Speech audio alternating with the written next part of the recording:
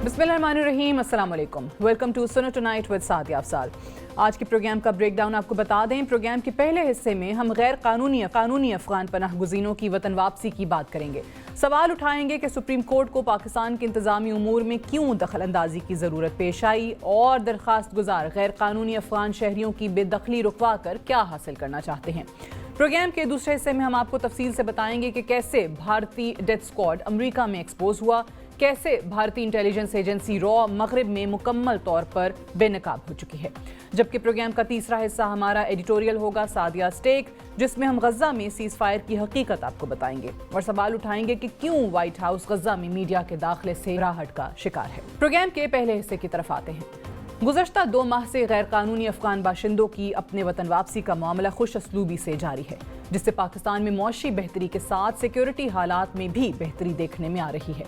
गुज़श्ता 2 माह के दौरान 2.5 लाख से ज़ायद गैर कानूनी तौर पर मुकीम अफगान बाशिंदे पाकिस्तान से रवाना हो चुके हैं, जो कि पाकिस्तान के निगरान हुकूमत और कानून नाफिज करने वाले इदारों की एक बड़ी कामयाबी गर्दानी जा रही है। रियासत पाकिस्तान का हक है कि अपने दायरा कार में रहते हुए पाकिस्तान की बेहतरी और फलाह के लिए काम को जारी रखें, मगर रवां हफ्ते पाकिस्तान पीपल्स पार्टी से ताल्लुक़ रखने वाले सेनेटर फरहतुल्लाह बाबर और दीगर अफराद ने सुप्रीम कोर्ट में एक अपील के जरिए गैर कानूनी अफगान बाशिंदों की अफगानिस्तान वापसी को रोकने की दरख्वास्त दायर की थी।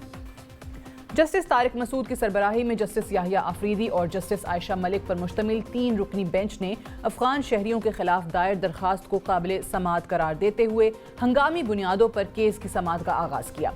केस की समाअत के दौरान अदालत ने रिमार्क्स देते हुए कहा कि गैर कानूनी तौर पर मुकीम अफगान शहरियों का मामला आईनी तशरीह का भी है।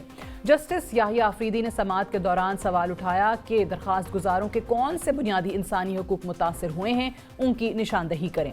जस्टिस तारिक मसूद ने सवाल उठाते हुए पूछा कि 40 साल से जो लोग यहाँ रह रहे हैं, क्या वो यहाँ रहें, इस पर मुआवनत करें। जबकि जस्टिस आयशा मलिक ने रिमार्क्स दिए कि अक़वाम मुत्तहिदा के मुआहदे मुहाजिरीन के हकूक़ को तहफ़्फ़ुज़ देते हैं। पाकिस्तान अक़वाम मुत्तहिदा के मुआहदों का पाबंद है। सुप्रीम कोर्ट ने केस को अगले हफ्ते तक मुलतवी करते हुए विफाक, एपेक्स कमेटी, वज़ारत ख़ारजा और अटॉर्नी जनरल को नोटिस जारी कर दिए हैं। सुप्रीम कोर्ट की समाअत के बाद बहुत से अहम सवाल खड़े हो चुके हैं। क्या पाकिस्तान के रियासती इदारे पाकिस्तान की सिक्योरिटी और मौशी अमूर की बेहतरी के लिए गैर कानूनी अफगान शहरियों को बेदखल ना करें? साल 2022-23 के दौरान 16 गैर कानूनी मुकीम अफगान शहरी खुदकुश हमलों में मुलव्वस रहे। क्या पाकिस्तान के इदारे पाकिस्तान में दहशतगर्दी की रोकथाम ना करें?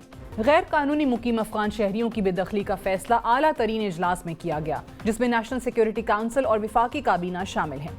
उनकी मंजूरी के बाद ये फैसला हुआ। क्या हुकूमत और रियासती इदारे पाकिस्तान की सलामती के लिए अहम इक़दाम ना उठाएं? माजी में जब भी पाकिस्तान की आला अदलिया ने इंतजामी फैसलों में मुदाखलत की, हमने देखा कि रेकॉर्डिक केस हो या पाकिस्तान स्टील मिल केस, रियासत पाकिस्तान को नुकसान उठाना पड़ा। क्या माजी के केसेस को देखते हुए हमें रियासती अमूर और आला अदलिया के मामले को अलग नहीं करना चाहिए? क्या मगरबी ममालिक, जिनमें अमरीका, बरतानिया और हमारा हमसाया मुल्क ईरान वो भी शामिल है, तो क्या वो गैर कानूनी शहरियों को नहीं निकालते? प्रोग्राम के इस हिस्से में इसी पर बात करने के लिए हमारे साथ मौजूद हैं माहिर कानून एडवोकेट जनरल जहांगीर खान जदून साहब और सीनियर सहाफ़ी अब्दुल क़य्यूम सिद्दीकी साहब। बहुत बहुत शुक्रिया आप दोनों का। पहले तो तज्ज़िया सिद्दीकी साहब आपसे, ये जब फैसला हो गया तो पहले तो ज़रा इस फैक्ट को इस्टेब्लिश करते हैं कि जो भी गैर कानूनी तौर पर इस मुल्क में रह रहा है, क्या ये उनको वापस भेजना, उनको बेदखल करना, कि पाकिस्तान के इंटरेस्ट में है या नहीं है? नहीं, इसमें तो कोई दो राय नहीं है कि गैर कानूनी तौर के ऊपर जो लोग यहाँ पर रह रहे हैं उनको वापस भेजा जाना चाहिए, क्योंकि कानून आप बग़ैर किसी मुल्क में आप किसी दस्तावेज़ के नहीं रह सकते ना। ये तो सारी दुनिया का एक कानून है कि अगर आप आए हैं विज़िट वीज़ा के ऊपर तो आप विज़िट वीज़ा एक्सपायर होता है तो उस वक्त तक की आपकी इजाज़त है, आप उस मुल्क के अंदर रह सकते हैं और फिर आपको वापस अपने घर जाना पड़ता है। लेकिन अगर यहाँ पे रहते हैं तो फिर हमारे इदारे जो हैं उनको देखना चाहिए कि गैर कानूनी क्या है, और उस हवाले से बड़ा वाज़ेह तौर के ऊपर कानून मौजूद है कि जब वो पकड़े जाते हैं तो उनको उनके मुल्कों में डिपोर्ट कर दिया जाता है। सारी दुनिया में ऐसा ही होता है। और दूसरी जो है एक चीज़ है कि क्योंकि ये अफ़गान महाजरीन का मामला जो है ये थोड़ा सा मुख्तलिफ है बाकी जगहों से, क्योंकि वहाँ से जब अफ़गान जंग हुई और उसके बाद से पाकिस्तान के ऊपर ये सारा आया और पाकिस्तान ने मेरा ख्याल आप देख लीजिए 79 کے بعد سے آنورڈ جتنے بھی افغان مہاجرین آئے ان کی ظاہر ہے ان کو دیکھا بھالا 40 لاکھ سے زیادہ کا فگر ہے، لیکن اس دوران میں کئی بچے جو ہیں وہ پیدا ہوئے اور یہاں پہ شادیاں ہوئی اور اگلی جنریشنز بھی آ گئی ہیں۔ تو یہ دیکھنے والی بات ہے کہ اب پاکستان کا جو سٹیزن ایکٹ ہے اس کے اندر یہ گنجائش موجود ہے کہ جب کوئی بچہ اگر یہاں پیدا ہوتا ہے تو وہ پاکستان کا جو ہے وہ اس کی شہری ہونے کا حقدار ہے، لیکن اس میں بھی کئی چیزیں جو ہیں وہ ہوتی رہی، نہیں ہوا، کوئی رجسٹریشن کے ایشوز تھے، کوئی ایسی پالیسی نہیں تھی۔ اسلام آباد ہائی کورٹ کے اندر بھی میرا خیال آپ ایڈوکیٹ جنرل تھے اس وقت جب یہ سارا معاملہ کیسز چل رہے تھے، اور وہاں پہ یہی سوال جو تھا وہ کیا جا رہا تھا۔ تو مختلف کیٹیگریز ہیں۔ ظاہر ہے کہ سپریم کورٹ آف پاکستان بھی جو ہے وہ اب اس معاملے کو دیکھنے کے بعد یہ ضرور دیکھے گی کہ ایک پالیسی میٹر ہوتا ہے، گورنمنٹ کا جو پالیسی میٹرز ہوتے ہیں ان کے عدالتیں مداخلت نہیں کرتی ہیں۔ جہاں ہوا ہے وہ دیکھ بھی لیے کیسز، ان کا کیا نتیجہ نکلا ہے۔ ابھی تو کیس آگے بڑھے گا، پھر دیکھا جائے گا کہ ابھی مینٹینیبل ہے بھی یا نہیں ہے، اور پھر اس کے بعد جو ہے وہ طے ہوگا، اور اس میں مختلف کیٹیگریز ہیں۔ ٹھیک ہے جدن صاحب، اگر یہاں پہ جو ججز ہیں زیر غور عوامل وہ کیا ہو سکتے ہیں اس کیس کے اندر کہ ایک ریاست نے فیصلہ کیا ہے کہ یہ پاکستان کے حق میں ہے، آپ چاہے پاکستان کی معیشت کو دیکھیں، پاکستان کی سیکیورٹی کو دیکھیں، غیر قانونی طور پہ جو لوگ ہیں ان کو نہیں ہونا چاہیے، وطن واپس بھیجا جا رہا ہے۔ ایران کی بھی میں نے مثال اسی لیے دی کہ وہاں سے بھی بہت زیادہ افغانیوں کو واپس بھیجا گیا جو غیر قانونی طور پہ رہ رہے تھے۔ سو یہاں عدالت کے سامنے کیا چیزیں جن پہ وہ غور کر رہے ہوں گے؟ بہت شکریہ۔ دیکھیں یہ جس طرح صدیقی صاحب نے کہا، یہ 1979 میں جب یہ آئے ہیں تو 44 ایئرز ہو گئے، تو مطلب بعض اوقات سیکنڈ تھرڈ جنریشن جو ہے افغانی کی یہاں پہ رہ رہی ہے، پشاور کے اندر، مختلف کراچی، پورے پاکستان کے اندر۔ اور جب یہ افغان کمشنریٹ بنا تھا تو اس میں انہوں نے، کیونکہ یہ ریفیوجی سٹیٹس پہ زیادہ لوگ آئے، تو ریفیوجی سٹیٹس تو جب آپ کسی وار میں ہوتے ہیں کسی میں، تو دوسرے ملک جو ہے اس کا بارڈر کھولتا ہے ان کو ریفیوجی سٹیٹس دینے کے لیے۔ اب مسئلہ یہ پیدا ہوا کہ ان کی آڑ میں بعض لوگ ایسے آ گئے ہیں جو ہمارے ملک کے لیے خطرے کا باعث ہیں، وہ ان کو کہتے ہیں آپ دیکھیں نا، اب اس میں تو کوئی آئی تھنک 2022-23 میں 16 افغان شہری جو ہیں وہ خودکش حملوں میں ملوث تھے۔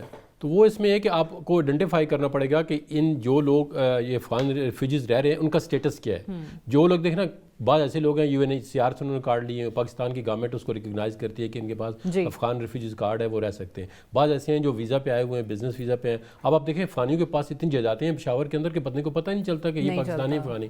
اب اصل میں جب گورنمنٹ نے یہ اسکیم شروع کی ہے نا، تو بعض لوگ ان کو بلیک میل کر رہے تھے کہ آپ اپنی جائیدادیں چھوڑ کے ہمیں دے دیں، یا ان پہ طرح طرح یہ بھی ان کی بنیادی حق ہے کہ ان کو ڈسپوزل کا کوئی ٹائم دیا جائے۔ بٹ اس کے بعد باقی شہروں کا تو نہیں پتہ، بٹ اسلام آباد کا بھی آپ لوگوں کو زیادہ آئیڈیا ہوگا کہ وہ رینٹس جو ہیں وہ نیچے آئے، پراپرٹی تھوڑا سستی ہونا شروع ہو گئی جب سے یہ انخلا شروع ہوا ہے۔ بعض اوقات جو آپ کو پتہ ہے ہماری پاکستان کی ایجنسیاں ہیں نا، وہ بھی مس یوز کرتی ہیں۔ اس طرح پولیس ہوگی، کسی کو افغانی کو بلایا، آپ کی اتنی جائیداد ہے بھائی آپ چلے جائیں، یہ اس کو دے دے، یہ اس کو دے دو، اس طرح کی چیزیں تھیں۔ تو پھر انہوں نے اس لیے یہ کیس فائل کیا ہے۔ اب 101 بندے نے پشاور ہائی کورٹ میں کیس فائل کیا جن نے شادیاں کی ہوئی ہیں، تو وہ شادیاں کی ان کے بچے ہیں، انہوں نے کہا جی ہمارا بچوں کو ہم افغانستان میں کہاں ملے گا، یہ تو پلے بڑے، اگر انہیں بچوں کو بھی شادیاں کر لی ہیں، مطلب پوتے ہیں، نواسے ہیں لوگوں کے، تو وہ کہاں پہ جائیں گے؟ تو پشاور ہائی کورٹ نے اس پہ فیصلہ کوئی دے دیا ہے۔ انہوں نے کہا ہے جی منسٹری آف انٹیریئر کو کہ ان کی ڈاکومنٹیشن آپ چیک کریں، جو آپ کی کرائٹیریا پہ پوری اترتے ہیں تو ان کو آپ پاکستانی اوریجن کارڈ بھی دیں، اور جو انٹائٹلمنٹ ہے ان کو وہ دیں۔ اصل مسئلہ یہ ہے کہ آپ دیکھیں تھوک کے حساب سے ہر بندے کو نہیں نکال سکتے، کیونکہ اس کا سٹیٹس جو ہے اب آپ نے ریکگنائز کیا ہے، یا آپ نے UNHCR کا جو کنونشن تھا اس پہ سائن کیا ہوا ہے، تو اس پہ آپ کو کچھ انٹرنیشنلی بھی پھر پریشر آ سکتا ہے، آیا بھی ہے بلکہ، کہ آپ اس طرح جو ہے وہ فیملیز کو در بدر نہ کریں۔ لیکن جو انلیگل لوگ رہ گئے نہ اس پہ کوئی کورٹ کہتی ہے نہ کوئی پالیسی، ہم وہ ڈیفرینشیٹ جو ہے نا وہ کرنا بڑا ضروری ہے کہ جو لیگلی رہ رہے ہیں، جو ڈاکیومنٹڈ ہیں، جنہوں نے اپنے آپ کو رجسٹر کرایا ہوا ہے، ان کو کوئی نہیں کہہ رہا اگر ان کو مسائل آ رہے ہیں درپیش تو یقینی طور پہ سوال اٹھایا جانا چاہیے، یا ان کے لیے جو بھی ہو سکتا ہے کرنا چاہیے۔ بٹ illegally صدیقی صاحب to reside in a country، یہ کون سا ملک اجازت دیتا ہے؟ ایگزیکٹلی کوئی ملک اجازت نہیں دیتا، اور اگر ہوتا بھی ہے تو آپ دیکھتے ہیں کہ باقاعدہ طور کے اوپر وہ یا تو گرفتاری ہوتی ہے اس کی، یا اس کو ڈیپورٹ کیا جاتا ہے، یا پھر اگر وہ اپنی کوئی کیس فائل کرتا ہے تو پھر اس کو اس کی موومنٹ ریسٹرکٹ ہوتی ہے، اس کو ہر طرح سے جو ہے وہ کیا جاتا ہے۔ تو وہ ہیومینیٹیرین گراؤنڈز بالکل اپنی جگہ پہ بھی موجود ہیں، لیکن جو غیر قانونی اگر اسٹیٹس ہے وہ تو کسی طرح سے بھی جسٹیفائیبل نہیں ہے. ہاں اگر کسی اب دیکھیں ہمارے پاکستانی بھی بہت سارے جو ہیں وہ ملکوں کے اندر یہاں پہ ہیومن سمگلنگ ہوتی ہے, جاتے ہیں اور وہاں پہ کوئی اسائلم اپلائی کرتا ہے, کوئی اس طرح سے مطلب 100 طرح کی, لیکن وہاں پہ ایک نظام موجود ہے, ایک سسٹم موجود ہے جس میں اس کو وہ رکھا جاتا ہے. جب تک کہ وہ اس کی پوری ریکوائرمنٹ جو ہے وہ پوری نہیں کرتا ہے اس وقت تک وہ نہیں ہو سکتا. تو یہاں پہ تو اب ہمارا جیسے کہ UNHCR کے ساتھ معاہدہ بھی ہے, اور وہ بھی تھے ابھی یہاں پہ ہوٹلز جو ان سے تھے جہاں پہ یہ سارے لوگ رہ رہے تھے, ان کے کرائے وغیرہ جا رہے تھے, گھروں کے کرائے, تو وہ فرق جو ہے وہ دیکھنا پڑے گا. لیکن ساتھ ہی یہ بھی دیکھنا پڑے گا کہ ہماری ریاست نے پچھلے جو عرصہ تھا اس کے دوران میں ان لوگوں کو شناختی کارڈ کیسے جاری ہو گئے. ٹھیک ہے, کئی کو پاسپورٹس بھی جاری ہوئے, صحیح کہہ رہے ہیں, بالکل. اور تو یہ سارے ابھی اسکینڈل ایک جو ہے وہ سامنے آیا تھا اس کے اندر, اور وہ اداروں کے لوگوں کی انوالومنٹ کے بغیر یہ چیزیں نہیں ہو سکتی. تو غلطیاں ہماری بھی ہیں نا بہت ساری, ہماری ریاست کی بھی تو اپنی غلطیاں ہیں نا کچھ. تو اب اس میں ظاہر ہے بارڈرز جو ہیں وہ سیلڈ ہیں اور اس کو ریگولرائز کرنے کی تو بہرحال ضرورت ہے. ٹھیک ہے, اچھا, لیکن وہ بچے جو یہاں پیدا ہو گئے اور آگے جنہوں نے وہاں پہ دیکھا ہی نہیں ہے تو وہ کہاں جائیں گے. لیکن جب سے یہ ہوا نا کہ جس طریقے سے یہ پٹیشن جاتی ہے, اس میں اور بھی بہت سارے لوگ ہیں, صرف فرحت اللہ بابر صاحب نہیں, لمبی فہرست ہے, کہ اس کو فوری طور پہ پھر سن بھی لیا جاتا ہے. یہاں پہ سوال یہ اٹھا, نوٹس ہو گئے ہیں, اس پٹیشن میں یہ ہوا ہے کہ رجسٹرار آفس نے objection لگائے تھے. جس طرح ہم دیکھ رہے ہیں کہ بہت سارے معاملات میں جہاں ایک ریاست نے ایک پالیسی طے کر لیا, ایک حکومت نے پالیسی طے کر لیا, اس کے بعد عدالتیں انٹروین کرتی آئی ہیں, تو اس کے کوئی اچھے نتائج ہمارے سامنے نہیں آئے ہیں. سو یہ بھی ذرا بتائیے کہ یہ ٹھیک ہے کہ اگر ریاست نے ایک پالیسی بنا لیا اور اس کے بعد کورٹس کو انٹروین کرنا چاہیے کہ نہیں کرنا چاہیے؟ دیکھیے پالیسی جب اس میں ڈفرینٹ ججمنٹ ہیں, بہت زیادہ ایک حج کیس تھا اس پہ بھی ججمنٹ آئی. اس کیس میں یہ ہوا ہے کہ جب انہوں نے پٹیشن فائل کی تو اس پہ آبجیکشن لگ گیا تھا کہ یہ پٹیشن ریٹینیبل نہیں ہے رجسٹرار کی طرف سے. پھر اس کو ان چیمبر میں جسٹس یہ فریدی نے سنا ہے, تو پھر اس کے بعد انہوں نے وہ ان چیمبر اپیل ایکسیپٹ کی ہے, بعد میں کورٹ میں کیس لگا, مطلب ایک ڈفرینٹ پروسیس سے آیا ہے, اسٹریٹ اوے جو ہے نا انہوں نے اس کو ایکسیپٹ نہیں کیا تھا. اب اس میں دیکھنا اگر پالیسی کو دیکھنا پڑے گا, جس طرح ہم کہہ رہے ہیں نا کہ ایک لیگل, جس طرح صدیقی صاحب اور میں بھی کہہ رہا ہوں کہ جو بچے پیدا ہو گئے نا, اب کورٹ میں ہے ڈفرینشیٹ کرے گی. دیکھیں پالیسی ہوتی ہے, اب پالیسی کے اندر کورٹ اس وقت انٹرفیئر کر سکتی ہے جب اس کے اندر کوئی میلا فیڈیو یا ایسے چیز میں لیگل سے انلیگل کو علیحدہ کرنا ہے.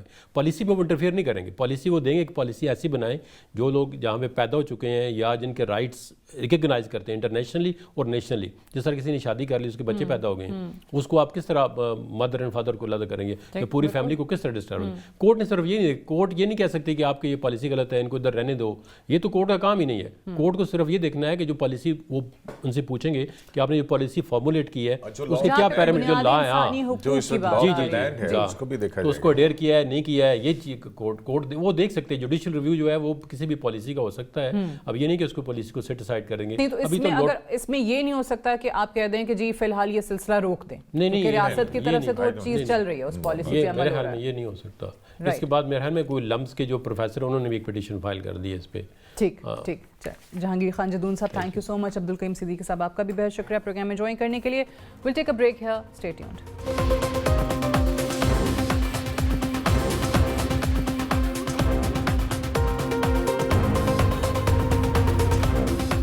Welcome back. کینیڈا میں کامیاب رہنے والا بھارتی ڈیتھ اسکواڈ امریکہ میں رنگے ہاتھوں پکڑا گیا.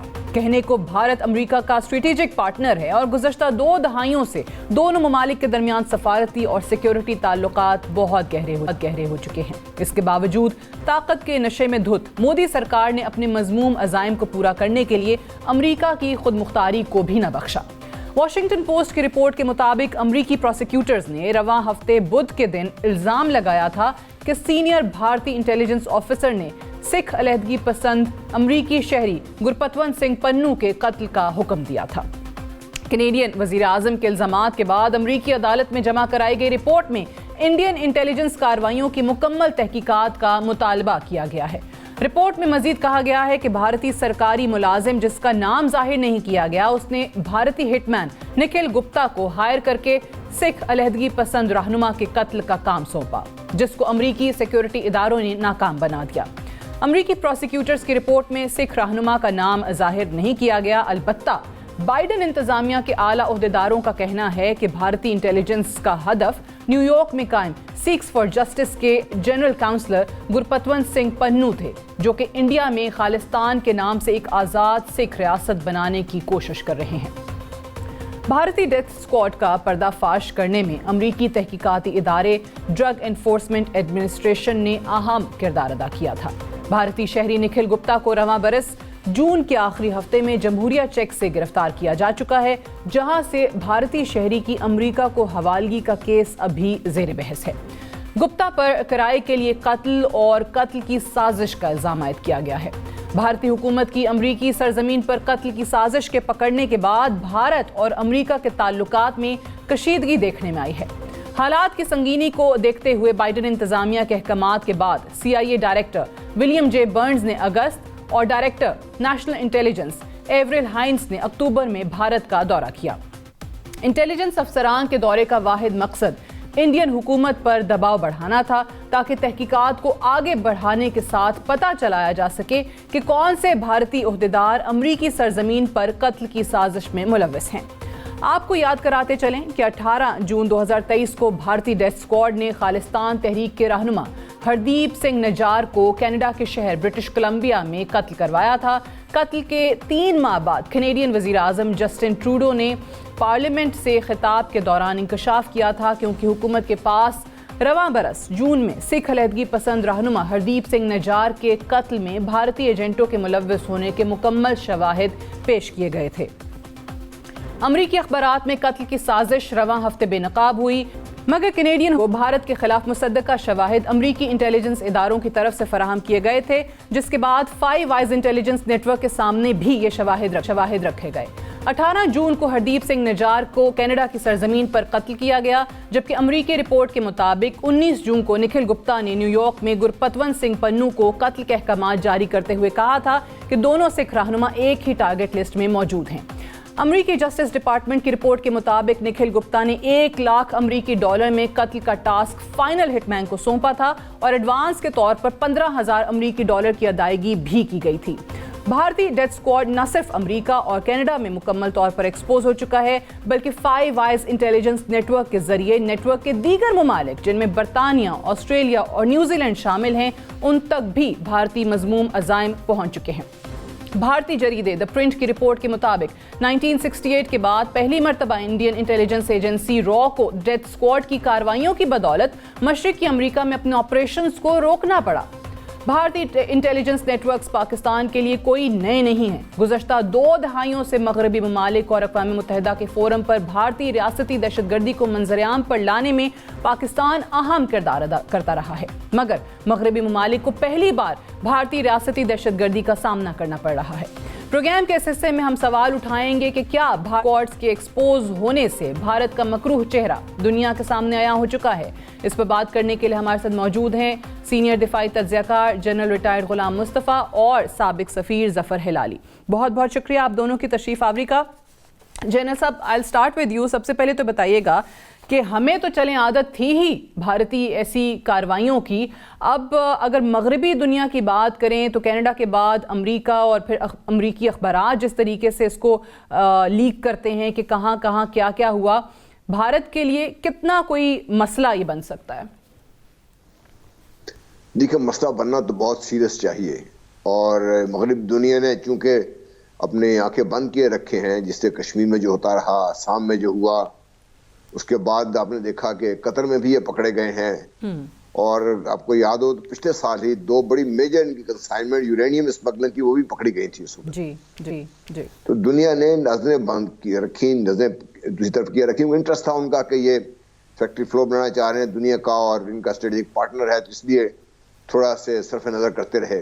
लेकिन अब आग उनके अब खुद घर तक पहुंच चुकी है, तो उम्मीद तो ये करनी चाहिए कि काफी सीरियस इसके ऊपर एक्शन लिया जाएगा, और भारत को अपने ये जो अज़ाइम है, जिसके तहत वो समझता है कि इस खिते की चौधराहट तो उसे मिली गई है, इस खिते से बाहर निकलने का भी उसका हक है, तो उसको रोकने के लिए मेरा ख्याल है मगरबी दुनिया की भी आंखें खुल जानी चाहिए। और मैं बहुत पहले से ये बात कर रहा हूँ कि भारत को अगर कंट्रोल ना किया गया तो ये बेहमौत दुनिया को अपनी लपेट में ले लेगा, क्योंकि जो इनके अज़ाइम है और अज़ाइम के रास्ते में जो भी रुकावट है उसको दूर करने के लिए जो कुछ भी ये कर रहे हैं, وہ ہمیں تو پتہ ہے جس طرح آپ کہہ رہی ہیں. پاکستان کے ساتھ تو یہ ہو رہا ہے, پاکستان تو ڈیل کر رہا ہے اس کے ساتھ, لیکن اگر یہ آگ بھڑکے گی جس طرح بار بار ہم کہہ بھی چکے ہیں, تو یہ پھر خطہ, اس میں صرف خطہ نہیں رہے گا, باقی ساری دنیا بھی متاثر ہوگی, بڑی سیریسلی متاثر ہوگی. اور جس کے لیے بہت ضروری ہے کہ مغربی دنیا بھارت کے اوپر نہ صرف دباؤ ڈالے, بلکہ اس کی زیادتیاں ہیں جس طریقے سے اس نے کشمیر میں, آسام میں مسلمان کے ساتھ کیا ہے, یہ اپنے ملک کے اندر جس طریقے مسلمان کے ساتھ جو کام کر رہا ہے, جس طریقے سے یہ دوسری اس کی کارروائیاں ہیں, جاسوسی کارروائیاں, قطر میں پکڑے گئے ہیں اس کے بندے, ان کو موت کی سزا ملی ہے, مغربی دنیا کے باقی ممالک بھی اس کے ٹارگٹ بنے ہوئے ہیں. تو اس کو روکنے کا وقت ہے. اگر اس نہیں روکا گیا تو پھر پاکستان تو ڈیل کر رہا ہے, کر لے گا ان کے ساتھ, دنیا کے لیے بہت مشکل ہو جائے گی اس کے لیے. بالکل ٹھیک ہے. اچھا ہلالی صاحب یہ بتائیے کہ 18 جون کو ہم نے دیکھا کہ کینیڈا میں سکھ رہنما کا نجار کا قتل ہوتا ہے, پھر 19 جون کو یہ امریکہ میں ان کے قتل کی سازش کی گئی تھی.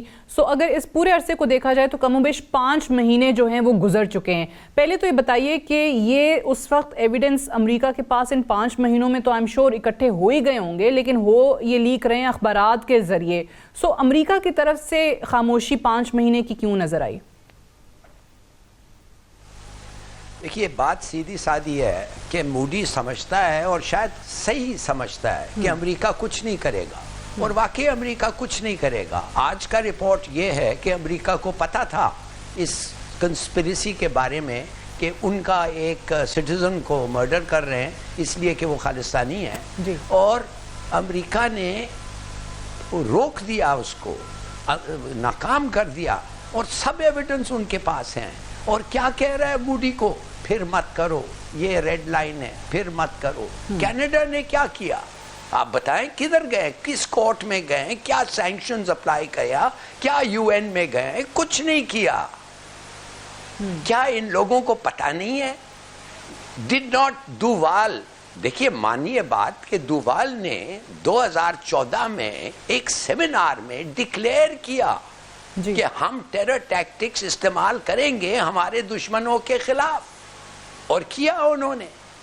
نہ صرف ٹیرر ٹیکٹکس کیا, انہوں نے تو فالس فلیگ آپریشنز بھی کیے, اور اس کا بہانہ بنا کے ایک دوسرے ملک پاکستان کو انٹرنیشنل بارڈر کراس کر کے اٹیک کیا. فالس فلیگ آپریشن پروو ہو گیا, وہ انڈینز نے پروو کیا, ہمیں کچھ نہیں کرنا پڑا, اور اٹیک بھی انہوں نے کیا. اور ہمارا کیا جواب تھا؟ ہمارا جواب یہ تھا کہ ہم نے کہا ہم بھی کر سکتے ہیں, اور مقبوضہ کشمیر میں جا کے ہم نے کوئی فٹ بال فیلڈ پہ بم پھینک دیا, حالانکہ میٹنگ ہو رہی تھی ان کے کمانڈرز کے نزدیک, اور ہم نے کہا سمجھو کہ ہم بھی کر سکتے ہیں, مگر ہم نے ہاتھ روکا اپنا. بھائی کیوں روکا؟ موڈی نے تو کہہ دیا ہے کہ ہماری پالیسی یہ ہے. انہوں نے یاداف کو کیا کہا, آپ نے ڈی بریف کیا ہے نا یاداف کو, یاداف کیا کہہ رہا ہے آپ کو؟ وہ یہ نہیں کہہ رہا ہے کہ مجھے پیسے دیے ہیں اور پلاننگ, آرگنائزیشن, یہ سب میں کرتا رہا ہوں, کراچی تک آتا رہا ہوں. دیکھیے میں سمجھ نہیں سکتا ہوں کہ کیا ہم سمجھتے ہیں کہ صرف کمپلینٹ کر کے, صرف امریکہ بہادر پہ کہیں کچھ کرو مہربانی سے, یہ لوگ آؤٹ آف ہینڈ ہو رہے ہیں, دے کین اسٹارٹ اے وار. اور انڈیا کو کوئی ہو نہیں رہا ہے. موڈی کہتا ہے الیکشن سے, دیکھیے مجھے لوگ کیا کہہ رہے ہیں, I am a hyper nationalist, زبردست, یہ میرا امیج ہے, اور یہ امیج مجھے ووٹس دلائے گا. ٹھیک, دیکھیے میں تو حیران ہو گیا ہوں. بٹ آپ کو لگتا ہے کہ یہ ابھی بھی امریکہ کی طرف سے ہونا کچھ بھی نہیں ہے, یہ چاہے جتنا مرضی ہمیں لگ رہا ہو کہ اس کے بعد تو امریکہ پہ پریشر آیا ہے, حالانکہ اگر دیکھا جائے 1968 کے بعد پہلی بار مشرقی امریکہ کے اندر جو را کا ڈیتھ اسکواڈ ہے اس کو اپنے آپریشنز بند کرنے پڑے ہیں, تو کہیں تھوڑا بہت پریشر ہوگا. بٹ جنرل صاحب, ہلالی صاحب نے بڑا انٹرسٹنگ پوائنٹ ریز کیا ہے کہ ہونا کچھ بھی نہیں ہے امریکہ کی طرف سے. شازیہ معاف کریے شازیہ, جنرل صاحب کو let this question go with this input, کہ ان کو نہ صرف انہوں نے وہ کینیڈا کا واقعہ پکڑے گئے, نہ صرف انہوں نے روکا اس حرکت کو, انہوں نے بلکہ اجازت مل گئی at the highest level according to the papers. آپ نیو یارک ٹائمز پڑھیں, آج کا پڑھیں, according to the New York Times انہوں نے, حالانکہ موڈی امریکہ میں تھا, موڈی یا جو بھی آدمی اس کو آتھرائز کیا اور موڈی کے لیول پہ آتھرائز ہوا ہے, انہوں نے کہا ڈزنٹ میٹر اگر موڈی امریکہ میں ہے, تم اپنی تیاری کرتے رہو. Can you imagine? یہ کتنے brazen ہو گئے. ٹھیک ہے, یہ بات آپ جنرل صاحب سے پوچھیں یہ جنرل کیوں صاحب ہو رہا اس ہے پہ بھی, اور یہ ساتھ ہی اس کو یہ جو 2 دورے ہوئے ہیں سینئر حکام کے انڈیا کے, چاہے ان کا ڈائریکٹر نیشنل انٹیلیجنس ہو یا CIA ڈائریکٹر ہو, اس کو کس طریقے سے دیکھتے ہیں؟ دیکھیے وہ صرف ان سے یہی بات کرنے آئے ہیں کہ آپ اگر اس کو آپ نہیں روکیں گے تو مسائل کھڑے ہو جائیں گے ہمارے لیے, اس سے زیادہ وہ نہیں کریں گے اسے کچھ بھی. میں نے پہلے بھی عرض کی اور میں الہی صاحب کے ساتھ 100% اگری کرتا ہوں, کیونکہ امریکہ کو دیکھیے یہ نہیں پتا کہ پاکستان کے اندر بھی یہ کام کر رہے ہیں بھارت کی. آپ گزشتہ دیکھیں نا, کچھ چند عرصوں سے رپورٹس آ رہی ہیں کہ جو 80 کی دہائی میں مبینہ طور پر جو لوگ جہاد کشمیر میں جن کا لنک تھا, تقریباً 11 ایسی ٹارگٹ کلنگ ہوئی ہیں پاکستان میں. پاکستان نے اس مسئلے میں بھی کوئی خاص قدم تو نہیں اٹھایا, لیکن جو پاکستان نے جس طریقے سے مس ہینڈل کیا یادو کا کیس, ہم اس سارا کچھ کو کیس کو بنا کے دنیا کے سامنے ہم لے کے جائیں گے تو بات بنے گی. امریکہ بھارت کا انٹرسٹ بہت زیادہ ہے. امریکہ کا انٹرسٹ کہاں سے ہے؟ امریکہ کا انٹرسٹ کوئنسائڈ کرتا ہے چونکہ یوکرین میں ٹوٹل سپورٹ نہیں مل رہی اس کو بھارت کی طرف سے, اس لیے بھارت کو کچھ نہیں کرے گا. وہ فلسطین کے مقابلے میں بھارت ٹوٹل کے ساتھ کھڑا ہے, بھارت کو کچھ نہیں کہے گا. وہ افغانستان میں ان کے انٹرسٹ ملتے ہیں اس لیے بھارت کو کچھ نہیں کہے گا, کیونکہ بھارت کو افغانستان کے ذریعے وہ استعمال کر رہا ہے, پاکستان کے خلاف بھی چین کے خلاف بھی. تو ان کو کہیں گے تو کچھ نہیں وہ اس لیے. لیکن یہ وقت یہ ہے کہ اب حالات تبدیل ہو رہے ہیں انٹرنیشنلی. اب دیکھیے پوری دنیا اس وقت یہودیوں کے خلاف بھی اٹھ کھڑی ہوئی ہے, اور یہودی خود بھی اپنی ریاست کے خلاف اٹھ کھڑے ہوئے ہیں, اور یہ مغربی دنیا کی حکومتوں کو یہ مسئلہ بنا ہوا ہے کہ پروٹیسٹ کو کیسا روکیں. یہ چینج کا وقت ہے. اس چینج کے وقت میں پاکستان کو اپنے دوستوں کے ساتھ مل کر ہائیسٹ لیول پر, انٹرنیشنل لیول پر لا فیئر ہے, دوسری جگہ ہے جہاں پہ ہم جا کے ہم یہ معاملہ اٹھا سکتے ہیں, ڈاکومنٹری پروفز کے ساتھ صحیح طریقے سے تیاری کر کے لے کے جائیں ان کو, اور ہم پروف کر سکتے ہیں. بھارت کا ہاتھ روکنا پڑے گا, نقصان پاکستان کا تو ہوگا ہی جیسے ہم پہلے عرض کی تھی, لیکن بھارت کے جو عزائم ہیں اگر ان کو بھی لگام نہیں دی گئی تو یہ خطہ بھی آگ میں جلے گا, اور اس کے بعد پوری دنیا بھی آگ میں جلے گی. ٹھیک ہے, تو بڑا انٹرسٹنگ ہلالی صاحب کہ پاکستان کیا کر سکتا ہے, یہی سوال آپ سے. آپ نے کہا شروع میں کہ جی کمپلین کرنے سے کچھ نہیں ہوگا, آپ زیادہ زیادہ کیا کر سکتے ہیں کہ دیکھیں بھارت یہ کر رہا ہے. سو آپ کو لگتا ہے کہ پاکستان اس پوزیشن میں ہے, حالانکہ ایویڈنس تو ہم نے پہلے بھی دیے ہیں, ڈوسیئرز تو بنا کے پہلے بھی دیے ہیں ہم نے, یونائٹڈ نیشن کے فورم تک گئے ہیں وہ. جی شاہجہاں بالکل پاکستان کے پاس آپشنز ہیں. دیکھیے چھوٹی سی بات, کس کو نہیں پتا ہے, اور ہم نے پبلکلی کہا ہے کہ افغان گورنمنٹ TTP کو مدد کر رہا ہے. وہ جو 2 آرمز ڈمپس جو امریکہ نے چھوڑا ہے, کچھ کہتے ہیں $7 billion ورتھ آف آرمز اور ایمیونیشن ادھر جو چھوڑا ہے, ادھر سے تو ان کو وہ مل رہے ہیں ویپنز. یہ جو میاں والی بیس انہوں نے اٹیک کیا تھا, وہ ویپنز جو تھے وہ سٹاک پائل کے تھے. اب آپ بتائیں کہ یہ TTA ان کو مدد کر رہی ہے, اور TTP ادھر سے آ رہی ہے, انڈیا فنڈ کر رہا ہے. ان کے پاس پیسے کم ہے, تو وہ جو سٹاک پائل سے یہ آرمز خریدنے کے لیے TTP کے کدھر سے پیسے آ رہے ہیں. اب تو وہ افیم بھی کم ہو رہا ہے ادھر سے, اس لیے انہوں نے طالبان نے ایکشن لیا, تو وہ پیسے جو کم ہیں انڈیا سپلائی کر رہا ہے. تو اب آپ کا جواب کیا ہوگا؟ میں سمجھتا ہوں کہ اگر یہ چلتا رہے تو وہ جو عام سٹاک پائلز ہیں, we should take them out. ہمارا حق بنتا ہے. اگر ایویڈنس لیڈ کرتا ہے ٹو دیم, یہ روز اٹیکس ہو رہے ہیں پاکستان میں, روز ہمارے پاس ایویڈنس از پائلنگ اپ کہ یہ سب افغانز ہیں, یہ سب ادھر سے آ رہے ہیں, یہ سب کو شیلٹر مل رہا ہے, پیسے مل رہے ہیں, پلان کر رہے ہیں. تو مہربانی سے کچھ تو کرنا پڑے گا, نہیں تو کیا بس آپ دیکھتے رہ جائیں گے. ٹھیک ہے, یعنی صرف اور صرف باتیں کرنے سے نہیں ہوگا, اب آپ کو عملی طور پہ کوئی اقدام اٹھانا ہوگا. جیسے ابھی پہلے بھی بات ہو رہی تھی, جو جنرل صاحب نے بھی کہا کہ آپ کو تیاری کر کے جانا ہوگا. وہ فورمز بھی بتا دیجیے جنرل صاحب, کیونکہ ہمیں تو یہ بتایا جاتا ہے کہ ہم نے تو کوئی فورم چھوڑا نہیں ہے جہاں تک بھارت کے خلاف شواہد کے ساتھ, ایویڈنسز کے ساتھ بات نہ کی ہو.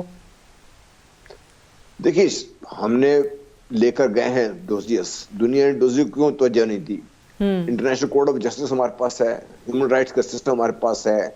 کوئی ایسے ہر جگہ فورم پر دنیا مانگتی ہے پروف, سارے سالڈ پروف. ہمارا جیسے پروسیکیوشن کا سسٹم اور جو ہم ڈاکومنٹس تیار کرتے ہیں نا, ہیئر سے پہ زیادہ ہے, کہانیوں پہ زیادہ ہوتا ہے. ٹھوس دلائل کے اوپر backed up by the evidence جو پاکستان کے پاس ہے. پاکستان کیس تیار کرنے میں کمزور رہا ہے, اس لیے کیس ہمارے کہیں سنے جاتے نہیں ہیں. اوکے. اور نمبر 1 دیکھیے ہم نے پاکستان نے اپنے ہاتھ یہ بھی بتا دیجئے لگے ہاتھوں کہ کیوں کمزوری کہاں سے دکھائی گئی ہے, کیوں ہم نے اپنا irrefutable ایویڈنس ہونے کے باوجود انڈیا کے اگینسٹ وہ کمزوری کہاں سے آ جاتی ہے کہ آپ کی بات پر یقین نہیں کیا جاتا؟ دیکھیے مجھے تو آج تک یہ سمجھ نہیں آئی کہ اس وقت کی حکومت نے یادو کا کیس جب انٹرنیشنل کورٹ آف جسٹس میں چل رہا تھا ہم نے کیوں اگری کر لے جانے کے لیے اس کو, ہم نہ کرتے ہوئے کیس نہ چلتا وہاں پہ.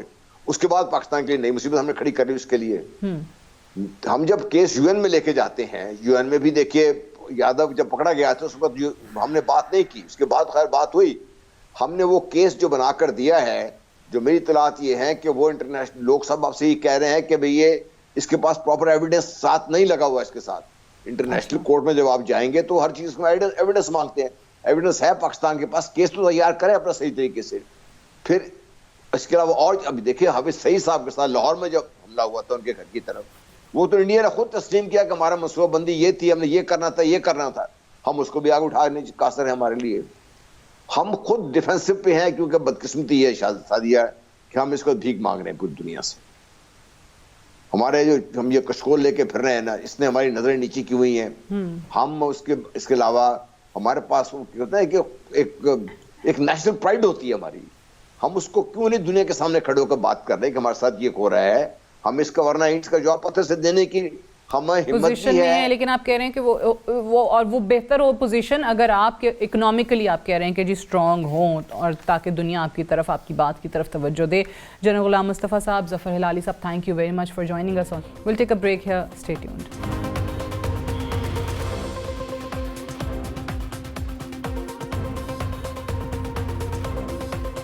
کیا غزہ میں سیز فائر واقعی ایک سیز فائر تھا؟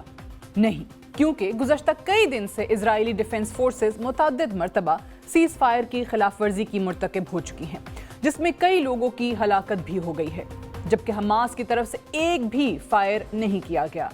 دوسری جانب اسرائیلی افواج نے نہ صرف غزہ بلکہ ویسٹ بینک میں بھی محاذ گرم رکھا تھا.